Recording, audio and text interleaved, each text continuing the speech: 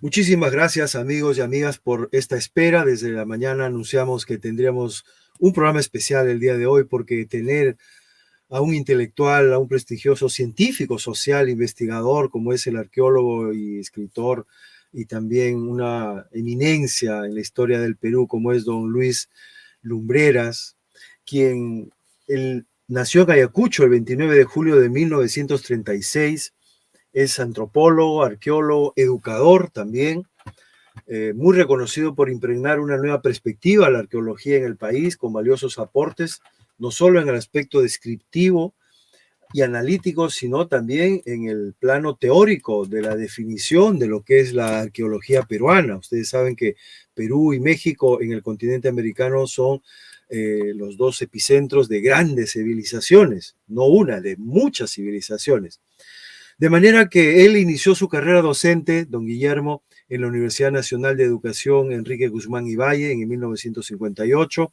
En el 63 retornó a su ciudad natal Cusco, a su ciudad natal Ayacucho, como catedrático de la recién reabierta Universidad Nacional San Cristóbal de Huamanga, donde fundó la primera Facultad de Ciencias Sociales en el país, cuyo decanato ejerció en 1965. También ha ejercido la docencia en San Marcos, con el gran también reconocido y prestigioso académico Pablo Macera, Aníbal Quijano, donde impulsó la creación de la Facultad de Ciencias Sociales. También ha estado a cargo de la dirección del Museo de Arqueología y Etnología entre el año 68 y el 72. Ha enseñado también en la Universidad Nacional Agraria La Molina y es profesor emérito de varias universidades, entre ellas San Marcos, San Cristóbal de Huamanga. Bueno, ha sido también un gran activo en periódicos, en diferentes revistas y órganos de difusión de la rama que él domina. También ha estado consultor en arqueología de la UNESCO para diversos proyectos.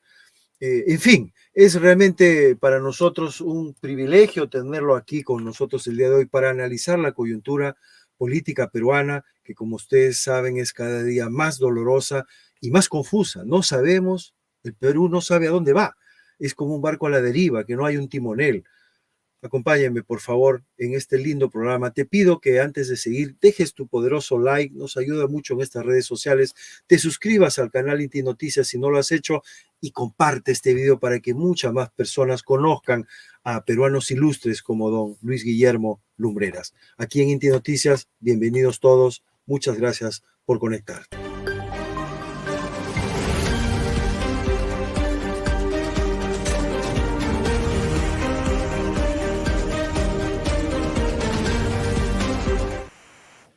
Don Guillermo, muchísimas gracias por su tiempo valioso. Aquí en Inti Noticias le damos la más cordial bienvenida. Buenas tardes. Don Luis, estos últimos días han sido muy dolorosos, en especial para usted, ayacuchano, por estas masacres que ha habido al pueblo, que nunca pensamos que volverían al país. Pensábamos que ya se habían terminado este tipo de acciones.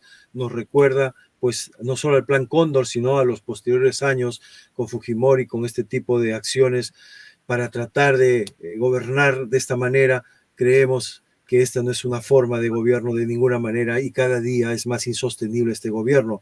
Pero queremos escucharlo a usted, don Guillermo, cuál es su análisis, cómo ve esto, algo inédito, nunca antes visto en el Perú realmente lo que está ocurriendo.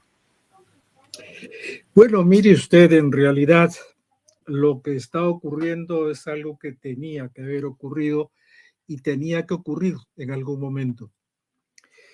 Hay un total y absoluto desconcierto entre la vida real de los peruanos y las condiciones políticas dentro de las cuales estamos siendo ubicados.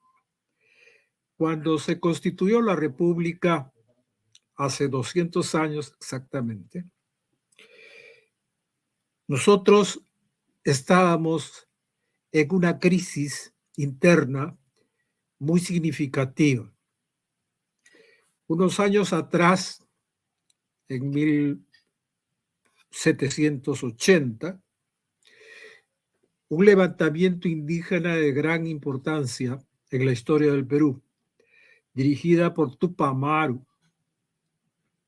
un habitante del Cusco, en la parte sur del Cusco, junto con la población de la región, se alzó en contra del sistema colonial, tratando de retomar los conjuntos teóricos y prácticos de un Estado que había sido liquidado por la presencia española, que tenía ya pues, casi 3 siglos de permanencia en el Perú. Tupac Amaru lo que hizo fue levantar una condición de reclamo y de protesta que la población peruana en ese tiempo, formada principalmente por indígenas, es decir, gente nacida acá y gente que había vivido acá sus condiciones de existencia propias, se había alzado en razón de que todo lo que estaba ocurriendo en el Perú era totalmente ajeno a ello. No había ninguna representación del pueblo en el poder. El poder estaba ligado directamente a la corona española. Se gobernaba el país entonces desde España.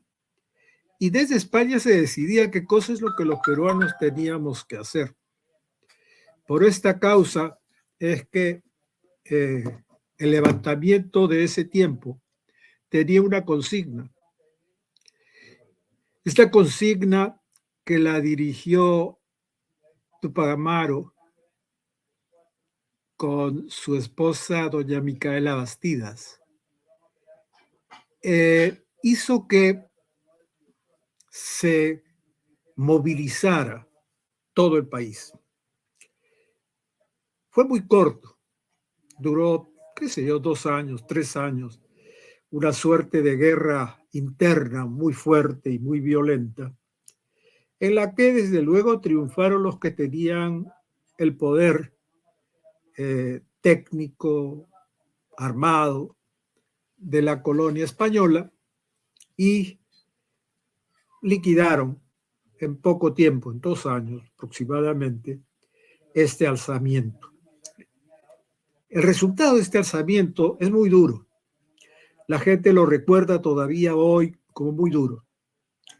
Destrozaron personalmente al líder, al dirigente Condorcanqui, de apellido quechua, que dirigió el levantamiento, y desde luego el levantamiento no reclamaba la caída de un presidente, de un virrey o de... No. Reclamaba la absoluta movilización del país, retorno, más bien que vuelta atrás, retorno de las condiciones de vida sobre las cuales se había construido este territorio, llamado Tahuantinsuyo en su tiempo.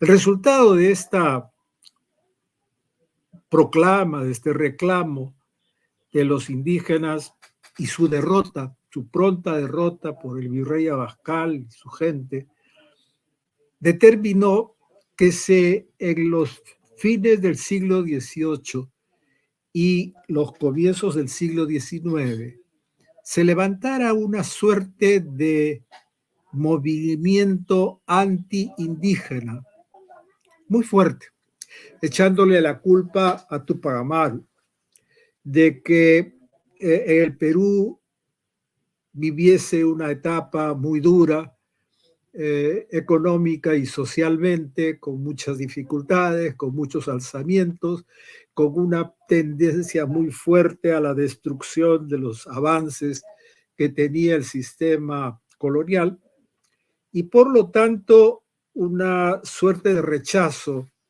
en general de la opinión pública letrada en relación al sector indígena. El sector indígena en ese momento en el Perú era posiblemente el 80 y tantos %, si no el 90% de la población del Perú. Es decir, había quizás un 10, quizás un poco más, quizás el 20% de los demás eran o hispanos o gentes que habían traído los hispanos al Perú, que eran africanos traídos en condición de esclavos, o gentes de otros territorios que, en fin, acompañaron la empresa colonizadora de España. Tupac Amaru, él se firmaba Tupac Amaru, se alzó en la región del Cusco, pero su movimiento alcanzó prácticamente todo el territorio de lo que antes era el virreinato del Perú. El proceso de gran violencia fue conducido desde el Cusco. Tomó principalmente la región sur del Perú y Cusco, Apurímac, Ayacucho, Huamanga en ese tiempo, fueron los puntos de referencia del alzamiento popular, totalmente. Allí los pocos que no eran nativos del Perú eran gentes que de alguna manera se sentían vinculadas a lo que los peruanos consideraban como su patria. Esta situación en el Cusco del siglo XVIII tiene algún parecido a lo que está ocurriendo ahora. Y le voy a decir por qué. Cuando después de esta caída de Tupac Amaru, que fue muy violenta, con muchas expulsiones de los peruanos fuera del país, hacia el extranjero, hacia África, hacia todo lado, con muchas muertes, con mucha violencia, en fin, además con inmensas crueldades en contra de las masas indígenas, hizo que se levantara un proceso de reclamo de las condiciones en las que estábamos viviendo los peruanos. Y eso interesó principalmente a los sectores que tenían manejos económicos importantes en el Perú, es decir, los terratenientes, algunos que estaban metidos en el comercio, etc. Esta sección, este sector de población, aprovechó los pocos conocimientos que se tenían sobre el viejo Perú y comenzaron a desarrollar una serie de mecanismos de intensificación de las fuerzas antiindígenas que existían. Si bien en la época colonial había una separación muy clara entre el mundo de los nativos y el mundo de los hispanos y su entorno, en realidad lo que existía en el Perú era un país que no tenía patria, no había patria. Lo que había era un poder que tenía la función de apropiarse de los recursos naturales principalmente y de población, en fin, del trabajo de la gente para su propio beneficio, que no era precisamente el del Perú. De modo que el interés por construir un país con capacidad de desarrollo, con capacidad de avances en términos sociales y económicos, pues no existía. Y es contra eso que se levantaron. El levantamiento esta vez no estaba dirigido por indígenas, estaba dirigido por criollos, es decir, por los hijos de españoles nacidos en Indias, nacidos en el Perú. Los hijos de españoles nacidos en el Perú no eran indigenistas, ni mucho menos. Estaban en contra del movimiento de Tupac Amaru, que había sido además propagandizado por el esquema hispano, en términos de que ellos habían conducido al Perú a una de las condiciones más duras que había tenido la historia nuestra. Y consecuentemente no contaba con ninguna simpatía, no había una simpatía hacia el movimiento de Tupamaru, ni mucho menos. Por lo tanto, la postura frente a una posible salida tupamarista no estaba en el calendario. Y eso fue lo que se produjo dentro del llamado proceso emancipatorio.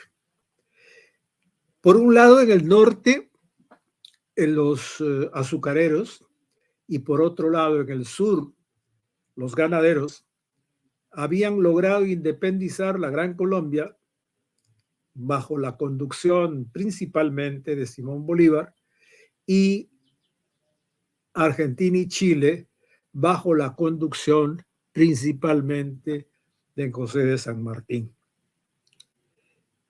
Estaban independientes de la condición colonial, no independientes de nada más. El Perú seguía siendo el mismo, el país estaba igual, las condiciones de explotación seguían siendo las mismas.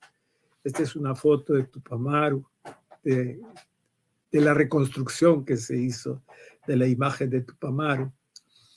En realidad, lo que había era una lucha frontal contra todo lo que represente la posibilidad de un retorno hacia el viejo sistema incaico y, de hecho, no a la posibilidad de ser gobernados por indios. Indios era el nombre que le habían colocado los españoles a la población nativa.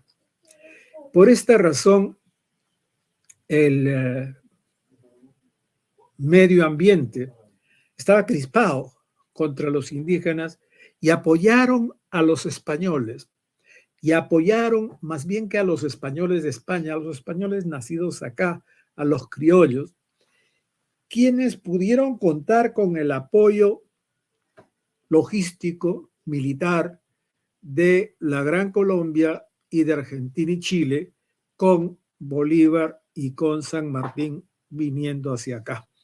Entonces la llamada emancipación fue el resultado de una convergencia de los criollos de toda esta parte del territorio americano, lo que ahora es Hispanoamérica, y fueron ellos los que se alzaron en contra del rey. Era una emancipación política, no era otra cosa. En realidad, lo que había, pues habían diverso tipo de querellas entre los burgueses españoles y los burgueses peruanos, andinos, pero nada de esto era tan importante como la posibilidad de poder los criollos tener el gobierno de este país. Y así fue. Triunfó la cosa en las batallas que hubieron a fin de 1824, la emancipación. Este proceso duró entre 1821 y 1824 aproximadamente.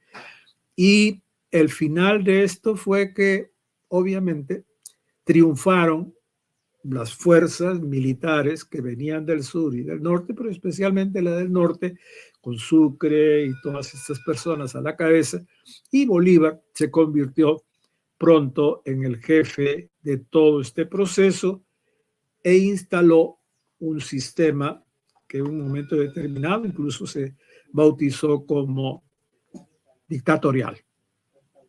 Este sistema fue el que se impuso en el Perú en 1823-24. La fecha de 1823 es muy importante, porque es aquí, en una asamblea que hubo de congresistas. Los congresistas eran gentes que eran producto de elecciones que se realizaban en los mercados, en fin, de los amigos de los criollos, que eligieron desde luego a sus representantes, quienes fueron al Congreso, quienes dieron las leyes y todo lo demás de la emancipación, eran hispanohablantes, eran gentes de cristianos, católicos, eran gentes que creían en el rey de España y consideraban que la cultura española, la cultura europea, era superior en términos globales a lo que podían ofrecer cualquiera de los procesos indígenas existentes. De modo que eso fue lo que triunfó. En la asamblea que se llamó Constituyente de 1823, que luego se ratificó en 1827, habían puntos importantes que esclarecer. Uno de ellos es que se consideraban como peruanos a los que hablaban castellano, a los que tenían una religión católica y a los que de una u otra manera consideraban que su patria tenía una madre, que era España. Desde allí se generalizó el concepto de nuestra madre patria es España.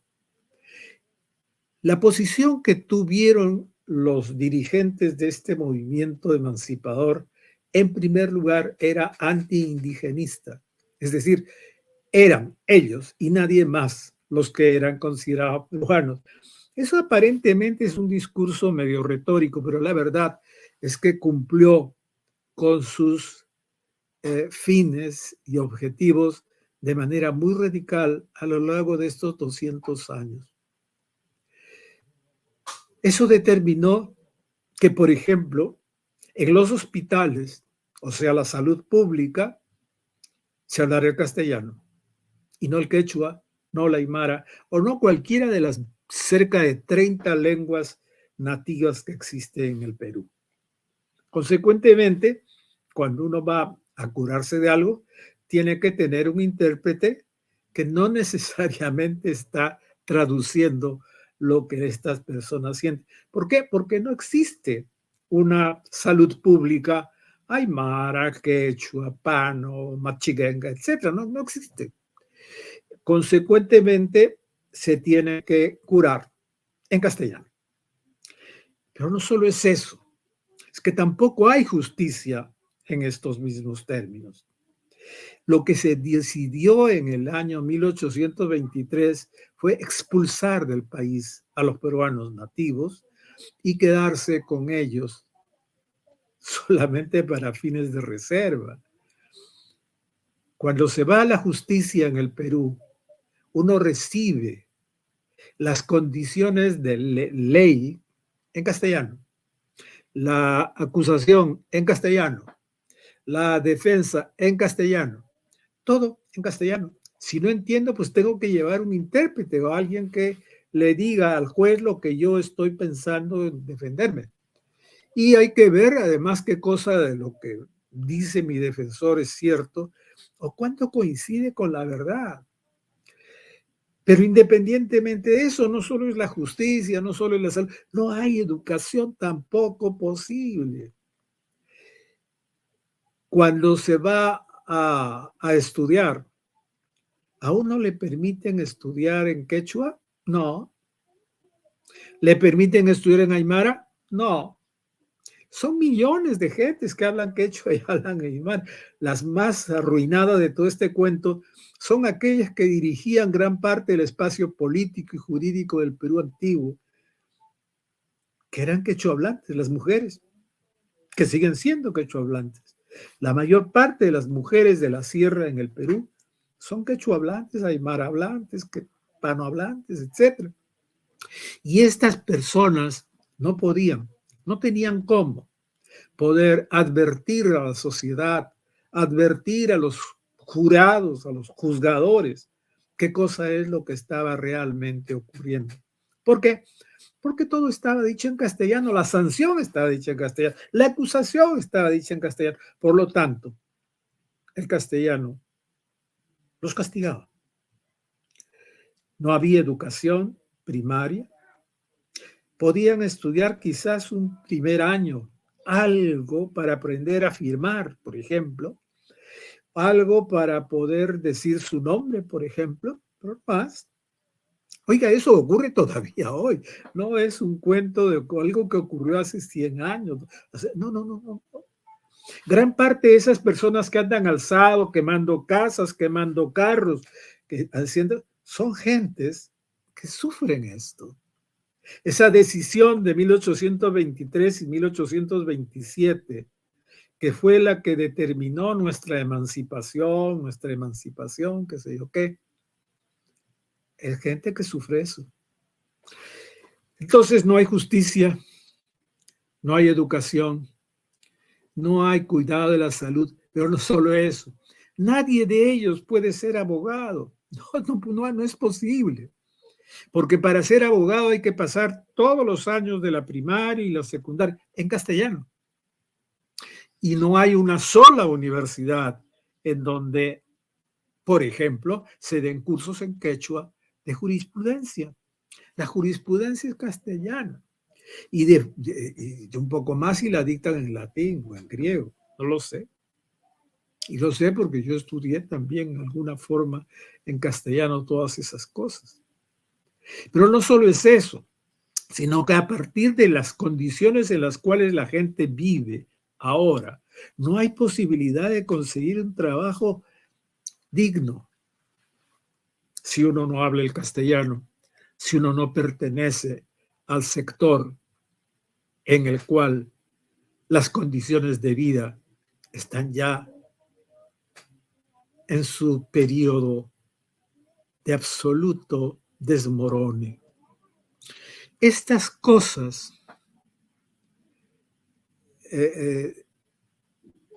son cosas que tienen mucho que ver con lo que está ocurriendo. La gente no está protestando porque la presidenta, doña Dina, o el jefe del gobierno, que no sé si es un almirante o un coronel, igual es, piensan como tal. Son personas que nos representan. Eso de que hay democracia representativa es un chiste.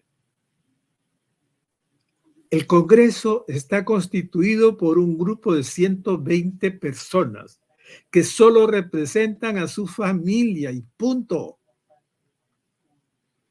Hay unos 10 o 15 de ellos que hay que sacar de allí y que en realidad entraron allí porque pensaban que estando allí podían mantener las cosas de una manera diferente. Lamentablemente la situación no es esa. Y en el Ejecutivo igual. Porque hay personas que hablan muy bien el castellano, pero que piensan en cualquier otro idioma que no es necesariamente el peruano. Esas cosas son la base sobre la cual se produjo el levantamiento de Tupamaru y con las cuales se está produciendo este levantamiento. No hemos entendido todavía lo que ocurrió con Sendero Luminoso. A Sendero Luminoso lo atacamos con mucha violencia y ahora con gran boato, porque decimos que ellos desarrollaron una forma de terrorismo que negamos y que desde luego rechazamos. El problema es que el problema no está allí. Sendero Luminoso lo único que hizo es levantar una chispa de aquello que estaba ocurriendo en todo el Perú. No se levanta nadie por gusto, ni porque quiere, ni porque le da la gana. Se levantan las gentes porque las condiciones en las que viven no las pueden soportar más. Las condiciones en las que viven los peruanos, aquellos que fueron emasculados en el siglo XIX y que siguen actualmente en las mismas condiciones. Ahora, apañados por un proceso formalmente democrático, esto hace que estemos frente a una situación que es muy distinta a la de cambiar de Congreso o de congresistas o la de cambiar del jefe de gobierno. La señora doña Dina Boluarte, que ha entrado allí a gobernar por razones de este sistema, por ninguna más, está totalmente obedeciendo las leyes. No está fuera de la ley esa señora, está totalmente dentro de la ley. Pero ya no sabía en qué plato se metía. No se dio cuenta de que no se trata de formar un partido o dos partidos o las condiciones en las cuales se puede de alguna manera morigerar el alma levantisca de los peruanos. No, no se levantan por gusto, no se levantan porque la cara del presidente o la presidenta les guste o no. Se levantan porque las condiciones en las cuales vivimos no corresponden para nada con el sistema. Por eso están pidiendo una nueva constitución. La pregunta es, ¿y para qué una nueva constitución? Para cambiar las condiciones de valoración de los peruanos en este país. Estamos subsumidos en una situación en la cual hay dos países juntos, uno frente al otro y uno contra el otro. No nos damos cuenta. Nosotros mismos, los historiadores, hablamos de un Perú prehispánico y un país hispánico. No, no es cierto. No es cierto. Nosotros no vivimos dentro de esas condiciones. Nosotros no estamos viviendo un país post y prehispánico. No. Estamos viviendo un país totalmente colapsado desde que se comenzó a insistir en su condición occidental, por decirlo de alguna manera.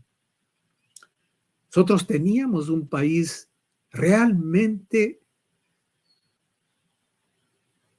notable. En América habíamos logrado un Estado en el cual, con todas las inseguridades y las barbaridades que pudieron haberse cometido, logró hacer del territorio un territorio con capacidad de alimentar a millones de pobladores, de darles comida, de darles justicia, en las condiciones de justicia estúpidamente duras que tenían ellos, de su tiempo, tan duras como las que tenían los medievales europeos, algunas menos duras, otras más duras. Todo eso lo estamos viviendo ahora. Doña Dina evidentemente no sabía dónde se metía. Ahora está siendo manejada por los grupos de poder que tienen el gobierno de este país desde 1823 en adelante. Aquellos que hablan castellano, mal castellano, pero hablan. Aquellos que piensan en castellano, piensan mal, pero piensan. Aquellos que consideran que la brutalidad y la fuerza son los únicos mecanismos a partir de los cuales se puede gobernar un país. Estamos frente a un problema mayor. Desde mi punto de vista hay una sola salida. Hay que cambiar radicalmente la Constitución. No seguir con la mentira de que en el Perú todos somos iguales. No es cierto. No somos todos iguales. Hay unos peruanos y otros peruanos. Hay unos que somos los que decidimos qué hacer o qué no hacer, y otros a los que les decimos qué cosa tienen que decidir, porque de otro modo los encerramos. De otro modo los maltratamos. Esas condiciones son infames. Yo recuerdo un diálogo que tuve con un padre de familia en un colegio, una escuela perdida entre las islas del lago Titicaca, y que siempre recuerdo y siempre la menciono porque para mí fue una experiencia importante. Después de un discurso en el cual yo hablaba de las ventajas de tener el habla materna, la lengua materna como lengua de base en la educación, se paró este padre de familia, un señor ya mayor, Aymara, y me dijo: señor, todo lo que usted ha dicho es cierto y está muy interesante, pero no es cierto. No es verdad que a nosotros nos van a mejorar las cosas si logramos aprender las cosas en nuestro idioma. Yo no quiero aprender eso. Yo quiero aprender castellano, ¿y sabe por qué? Porque quiero que mi hijo, cuando salga de la escuela, pueda conseguir trabajo. Si nosotros le enseñamos en Aymara, él no va a conseguir trabajo, porque no hay trabajo en Aymara. Y lo que va a conseguir es el último de los puestos que todo el mundo le va a mandar.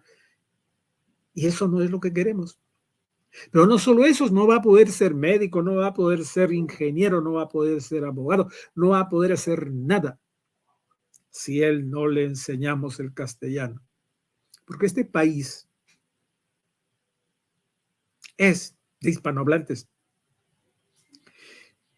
Los que quedamos aquí son varios millones todavía que son nativohablantes, por decirlo de alguna manera, en sus casi 40 lenguas diferentes. Y no tienen derecho a nada. ¿Saben quiénes vinieron a enseñarles algo diferente a su lengua en la selva peruana? Un grupo de norteamericanos religiosos que establecieron una cosa que le llamaban algo de instituto de verano o algo así, en el que les enseñaban inglés y su lengua nativa, y aprendían a contar, aprendían a sumar, restar y multiplicar en inglés y su lengua nativa. Castellano nada. Claro, porque ellos eran norteamericanos principalmente. Esas cosas nosotros las conocemos, porque eso es oficial. Creo yo que lo que está ocurriendo ahora en el Perú es una respuesta a todo eso. Es un desorden impresionante. ¿Qué cosa podemos esperar nosotros? Ahí hay una lista de las varias lenguas que nosotros tenemos.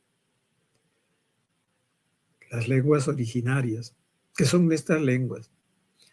Yo por suerte sé algo de quechua, algo, y me puedo más o menos comunicar, pero hay millones de peruanos que no.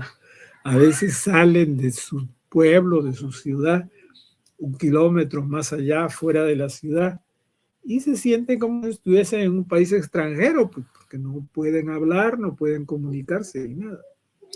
Esas cosas son importantes de tener en cuenta.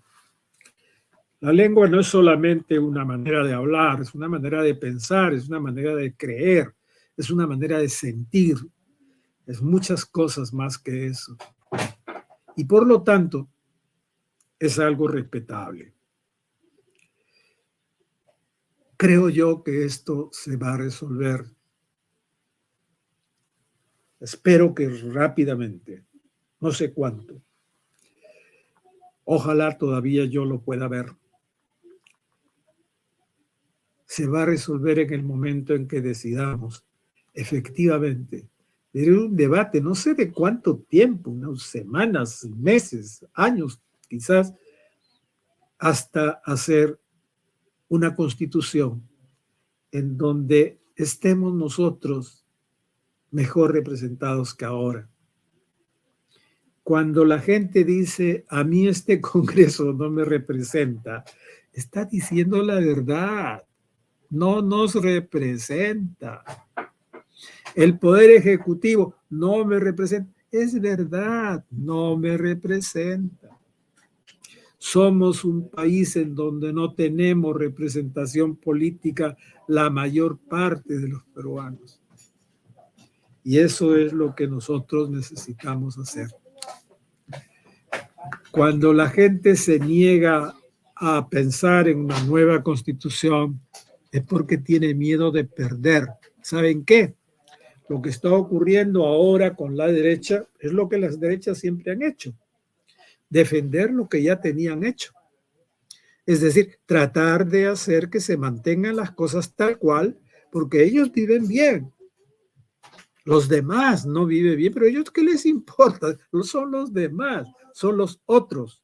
Esos indios, esos tipos que no hablan el castellano, que no pueden leer a Sócrates, esos tipos son los que sufren y no entienden lo que es el país.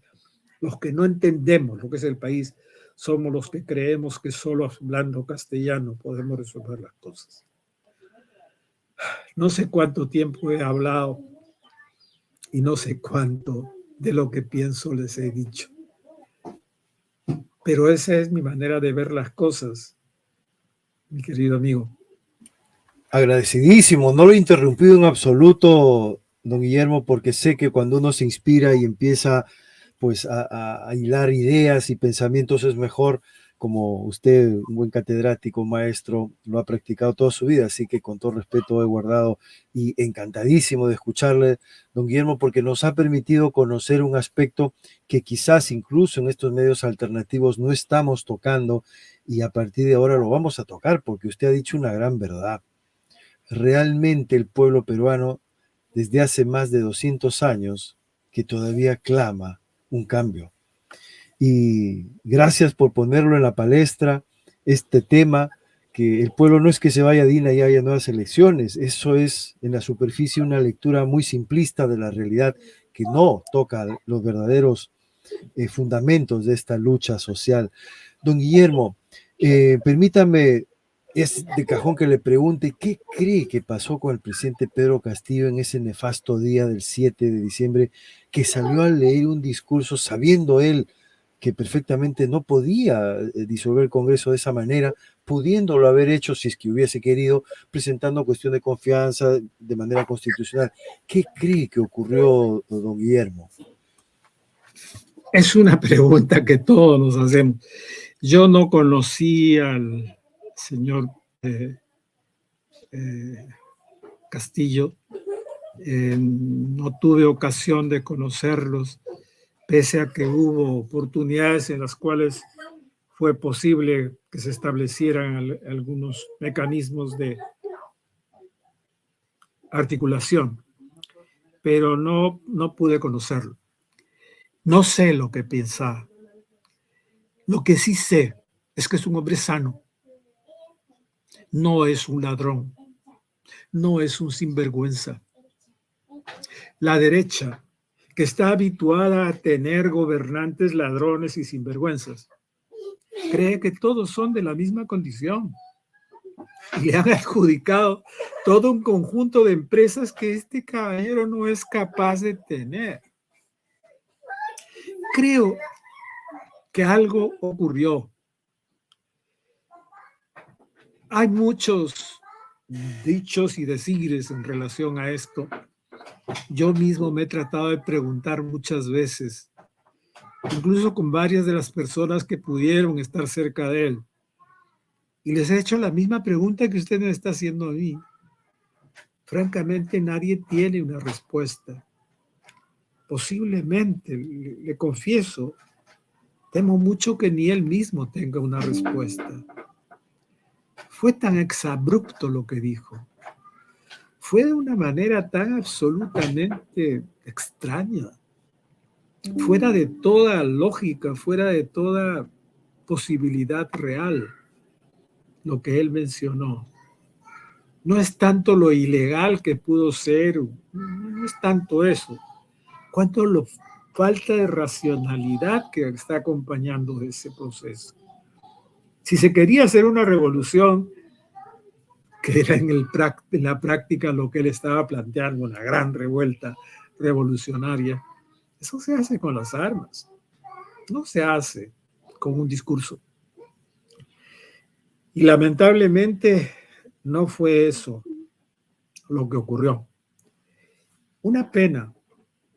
Yo personalmente le tenía simpatía, un poco por la ingenuidad de su gobierno, que era clarísimo que estaba maniatado y estaba manejado por los más oscuros sectores de la derecha peruana, que son los que siguen gobernando. Ellos siguen, el gobierno de nuestro país no ha cambiado. Está, no sé si mejor o peor, pero es el mismo régimen democrático que gobernó las cosas. Su mejor representante es este Congreso, que no le entiende nadie y creo que ni ellos mismos se entienden.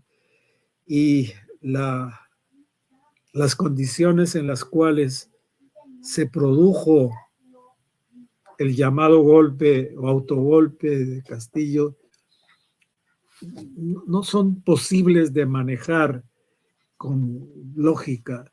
Hay algo que ha pasado, hay algo que debe haber pasado para que el señor Castillo haga lo que hizo y dijera lo que dijo. No lo sé, francamente, no lo sé y no lo entiendo, no lo comprendo. De cualquier modo desató el nudo, rompió. No fue una simple jugada, rompió el nudo. Y al romper el nudo ha comenzado a desatar, oiga, lo que Sendero planteaba, lo que antes Hugo Blanco, toda la gente plantearon, lo que antes hubo, porque el Perú no ha estado quieto desde hace por lo menos 30 o 40 años. Hemos tenido nosotros revueltas, especialmente los sectores jóvenes, de los sectores pensantes de este país, que son muy valiosos. Este Perú no es lo que Belaúnde Terry dijo en un momento, que somos un país pacífico. No, para nada. De pacífico no tenemos nada. Hemos estado peleándonos todo el tiempo, tratando de... Yo no creo que haya una sola década en la historia del Perú donde no haya habido alzamientos. Y estos alzamientos han sido bien duros en los últimos años. Hay todo el asunto de Mesa Pelada, hay todo el asunto de la convención, hay todo el asunto, en fin, hemos tenido alzamientos que no han sido simplistas para nada. Los últimos presidentes que hemos tenido han tenido que bregar con muchos de ellos. De modo que, francamente, lo que está ocurriendo es una situación perversa que solo se va a lograr en el momento en que nos demos cuenta que no hay una simple lucha de clases, en donde hay una indefinición de los papeles de clase que tienen en cada sector, pero al mismo tiempo un proceso estrictamente social, global, en donde todos estamos reclamando ubicarnos en el Perú. De nuevo, un Perú distinto a este que nosotros estamos viviendo y que ojalá no tengamos que vivir por mucho tiempo más. Muchísimas gracias, don Guillermo. Podríamos decir quizás que así como México tuvo su revolución con Pancho Villa, Francisco Madero, Emiliano Zapata, en el Perú no tuvimos esa revolución y por lo tanto como que se fue larvando y ahora hay una explosión social realmente de un gran calado. ¿Qué mensaje le daría al pueblo, don Luis, a los que están en la calle, a los manifestantes, desde su experiencia, hacia dónde deberíamos conducir este proceso que es revolucionario sin ningún lugar a dudas, realmente para que no desemboque en un nuevo fallido, en una nueva muerte de las esperanzas del pueblo peruano, sino que se puede encaminar de verdad hacia esa transformación que ya toca definitivamente al Perú, porque el Perú no puede ser más un país sin un cambio democrático verdaderamente con una nueva constitución? Mire, cuando se liquidó el grupo de manifestantes, por decirlo de alguna manera, que acompañaban a Tupac Amaru, Tupac Katari y toda esta gente, en realidad lo que vino fue un nefasto periodo de represión violenta que se prolongó por cerca de 30 años aproximadamente, o 40 años, con formas de represión, de una violencia jamás sentida. Yo temo mucho que algo parecido venga. En aquel tiempo, la consigna era gritar contra los indios, los cholos, los negros, los vagabundos y los quién sabe qué que había en ese momento. Eso ha cambiado ahora, a otros nombres, pero sigue siendo básicamente lo mismo. Se dice que las multitudes que salen están acompañadas por vándalos y que los vándalos hacen esas cosas. Es posible, es los que intervienen en esas cosas. Pero de una u otra forma, eso es lo que está pasando. No es una cosa tan simple. No es cuestión de gritar a todas, oiga, estos vándalos. No, no, no, no, no, no. La situación es seria. No es broma lo que está pasando. Esta condición hace que de pronto comencemos a recordar que tenemos dificultades. Oiga, una de las cosas que ha logrado el movimiento hasta ahora, hay varios que está logrando poco a poco, es que la gente comience a dudar sobre el sistema. La gente no tenía ninguna duda que el sistema era democrático y que llamamos democrático porque, en fin, era democracia. Hay quienes comienzan a dudar de eso. Hay quienes comienzan a darse cuenta de que muchas de las cosas están manipuladas y de que la manipulación viene de los sectores que han tenido siempre en sus manos el Perú. Los que de una u otra manera nos atrevemos a hablar de distintas... Yo acabo de publicar un libro mío salido hace, no sé, unos 2 meses o 3 meses creo, publicado por una editorial española, que se llama Historia General del Perú, en donde trato este tema. Lo trato desde la perspectiva estrictamente histórica. Temo mucho que el libro haya sido escrito en términos excesivamente académicos, aunque traté de perseguir la posibilidad de escribirlos en forma mucho más coloquial. Pero aún así, el libro ha tenido éxito. Entiendo que se ha vendido bastante bien acá en Lima. Sé que ha llegado fuera. Planeta es que lo edita, la editorial Planeta. Y es un libro en donde está diciendo, estoy sustentando todo esto de lo que he hablado ahora, y que espero poder completarlo con un colofón que estoy ya comenzando a redactar, que trata de esta última parte. Esta última parte es el colofón de lo que nosotros hemos venido viviendo en estos últimos 40 años. Comenzó todo el lío con Hugo Blanco, sindicalista, trotskista, radical. Ese es el libro. Con lo que hicimos en el momento en que se levantó Hugo Blanco, fue a apoyar lo que pensamos que era un planteamiento revolucionario, y lo es. Solo que comenzó desde el lado del sindicato. Es un poco en algo similar a lo que pretendió hacer Castillo, con una diferencia sustantiva, desde luego. La propuesta de Blanco era categóricamente, académicamente, de un nivel muy alto. La propuesta de Castillo era mucho más popular, mucho más en el lenguaje rural, al que está acostumbrado el niño del campo, al que está acostumbrado la mujer, la mamá del campo, a la que está acostumbrado el campesino. Es una situación muy particular.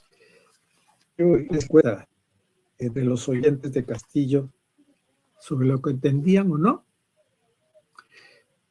Y la verdad es que todos lo entendían, pero lo entendían al revés.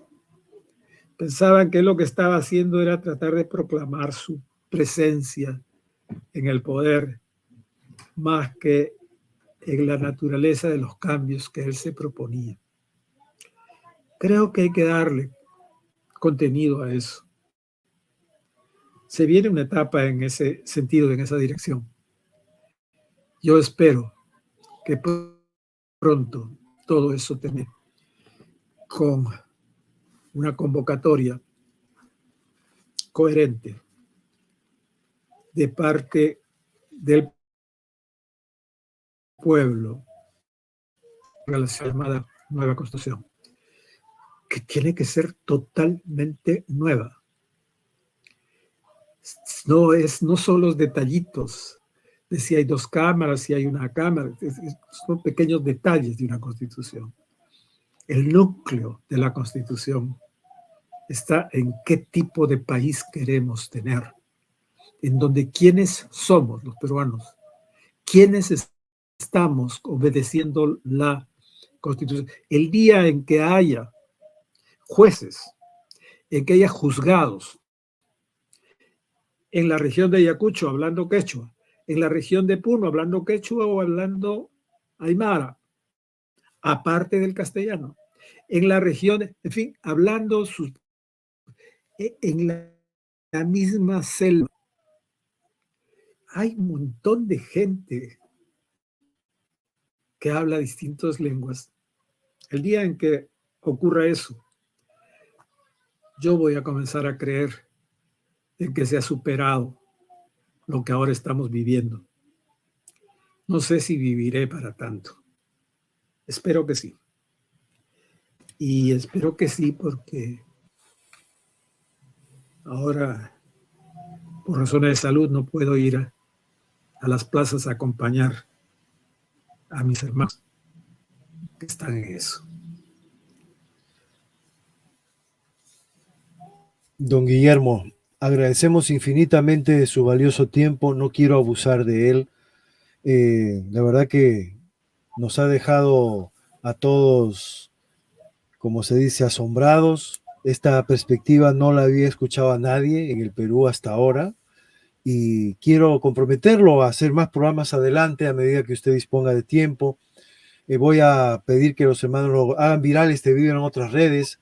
Si nos autoriza, lo vamos a compartir en otros canales también esta entrevista, de manera que podamos intentar romper ese monopolio en las comunicaciones que tienen los medios hegemónicos y que nosotros a través de las redes intentamos con mucho esfuerzo y con mucha realmente limitaciones tratar de llegar a miles de personas, porque las voces como suya que deberían estar en el mainstream, en los canales principales, lamentablemente no lo invitan y no lo podemos escuchar salvo algunas honrosas excepciones. Don Guillermo, muchísimas gracias y le dejo unos minutos para que se despida, agradecidísimo por su participación en Inti Noticias. Bueno, pues no hay despedida. Y no hay despedida porque creo que todo esto continúa. Y la verdad es que lo que viene es muy, muy serio y vamos a necesitar el apoyo y la atención de toda la gente, de todos nuestros países. En este momento, los principales apoyos nos están viniendo de fuera. A nivel político, incluso, la situación aquí es muy dura. No se percibe toda la dureza que ya tiene. Pero el hecho de que haya muertos casi todos los días por manifestar sus opiniones, por oponerse a las barbaridades que cometen las gentes que están en el poder, en fin, hace que esperemos que nuestros hermanos de todos los países nos puedan dar su apoyo. Muchas gracias, un abrazo muy fuerte con el puño en alto. Muchísimas gracias, don Guillermo. Hasta la próxima. Era don Guillermo Lumbreras, a quien agradecemos su participación en el programa, y para pensar, para reflexionar. Es un hombre muy sabio. Tomemos muy seriamente sus palabras, por favor. Muy, muy seriamente. Te pido una vez más que hagas viral este video. Descárgalo. Puedes pasarlo en la radio, puedes pasarlo donde quieras. Están autorizados todos a compartirlo, por favor, los tiktokeros, nuestros hermanos que hacen TikTok y otros canales. Descarguen ese video y súbanlo a sus canales. No tiene copyright este video, lo pueden hacer sin ningún problema. Es sumamente importante que todo el Perú esté alerta realmente de lo que está pasando. Esto se va a poner peor. Hasta la próxima, mis amigos.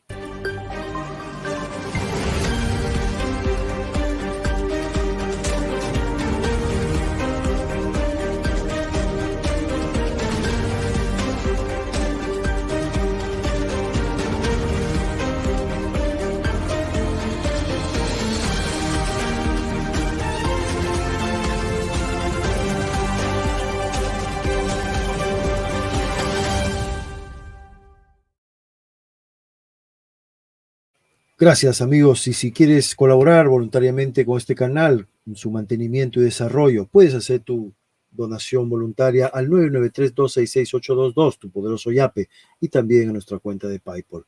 Gracias. Hasta la próxima.